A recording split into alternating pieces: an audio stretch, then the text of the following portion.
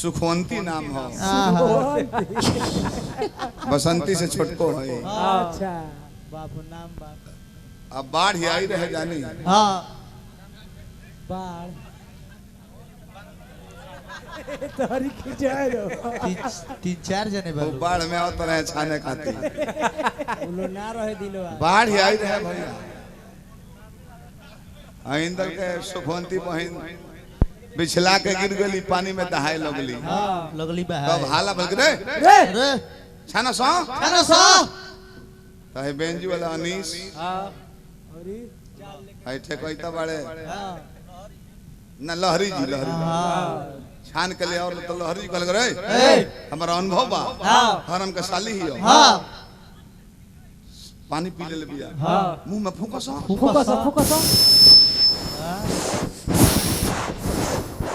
छोट से दबावो लो बोलो आश आश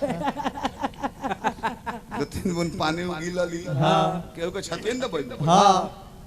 भइल के अब जी जई है हाँ तहले हमरा बेंजू वाला अच्छा मुंह में नहीं खत फूंको तब जैन में गोड़ में फुकता है गलती नहीं खे कुर्ता कोने हो हां हे जब फूंकता रे कुतवा का आगा बा खा तू ए जब कहे फूंकता रहो काहे हो चुप रह चुप रह खाली सालिए के बचे बोलो साली के पेट में लइका बा हाँ एक दो बूंद हो पियले होई हाँ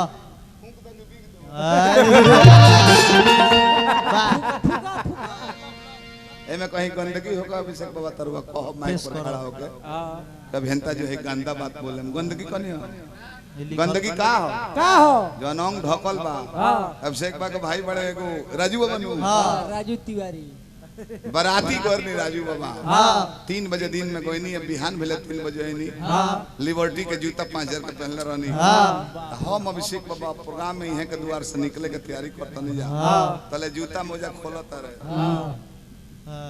गोर में से ला तो मुड़ी ना मुड़ी में पहन जाला हां वो कहता रहे राजू बाबा को प्रकृति के नियम बदल गइल बा बदल गई अभिषेक बाबा कहने के मर दे ए भाई नियम कहाँ बदलल बा सूरज उगते बड़े चंद्रमा उगते बड़े सुबह शाम होते बा दिन होते बा रात होते बा होता बदलल काम कर चुप रह प्रकृति के नियम विजेंद्र हाँ बदल गए हाँ इलो अपन दल लोग कहल के भैया भाई कैसे बदल गए त गुड़वा देखाओ तर कहे देख लो देख लो बबलू बाबा बबलू बाबा कहले कि 24 घंटा जूता मोजा पहनले रहनी हो तो गोड़ करिया से उजर हो गइल बा ओहो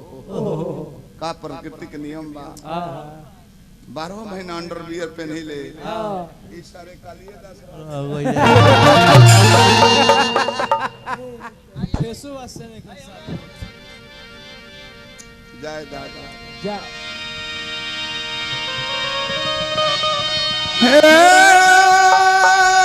हमर जान हाँ हाँ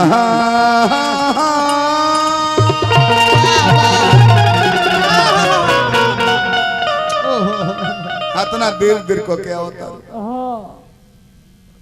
जूली केस कटवा ले आगे से इतना जल्दी कटवा ले लू हमारा केस पर ध्यान नहीं दे तने हमरो छटवा देलन जाटा भइल बा रोवा का कहतनी कि काहे देर करके आवतन हाँ हम तो आवत रहनी टाइम से रास्ते में 3 आदमी घेर के हमरा से बतियाए लगले तो हम का करी रोवा बताई ना लेट ना होई 3 आदमी 3 किस्म के रहे बबुआ ये लैंड के ना बुझाता कि दूसरा लैंड के लैंड माने भूमि भारत के लैंड इंग्लैंड जापान अच्छा जाए दो बोलो हाय बेंजू वाला अनीस पाड़े अच्छा रहे तो हम करे रहे दी। खिसिया जाए बेचारू साहब में रहे तो बड़ी खिसिया कर ले एक बार अगरबत्ती खा गए रहले जाने अरे ओ you idiot don't touch me my body understand English में don't touch my body yes अंग्रेजी बोले ले हाँ कोनो बेरा हाँ मरबो करबै तब न हाँ त लागले कहे का ओ माय गॉड गॉड बोला बोला का बात बताओ बोल बोल ई जान हम का बताई कैसे बताई हमारे से बतावल नहीं खे जा मुंह में सुन बताइबो कि कोनो दोसर स्पीकर रखला पर साउंड दे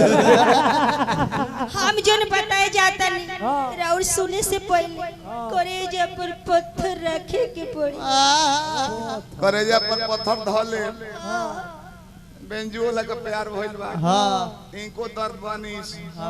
हम त अपन दर्द करेजा पर पत्थर धले तहरो दर्द बा